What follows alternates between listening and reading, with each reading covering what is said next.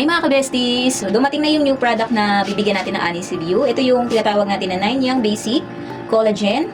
So, ang kagandahan kasi dito, very interesting siya kasi ang dami niyang benefits. Kung may insomnia ka, makakatulong to para mas makatulog tayo ng mas maayos. And nakakatulong din siya para ma-maintain yung pagkakaroon natin ng younger looking skin. And nakakatulong din to para sa hair natin, sa roots ng hair para maiwasan yung paglalagas.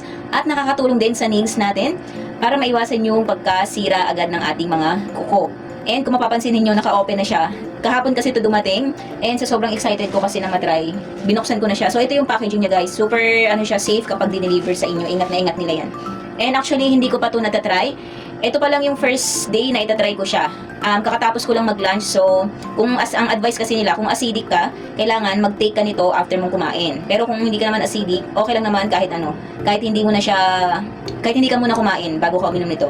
So, kung acidic po, kumain mo na bago uminom nito. At, para po, ang tamang pag-take daw po nito is 2 bottles po per day po. 2 bottles per day.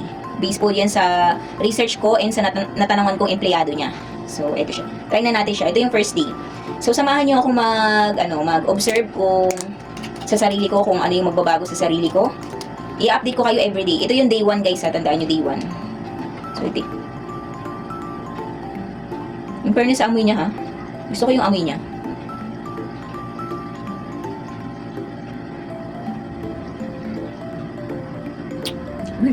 Masarap siya, ha. Para siyang grapes na may something strawberry. Parang ganun.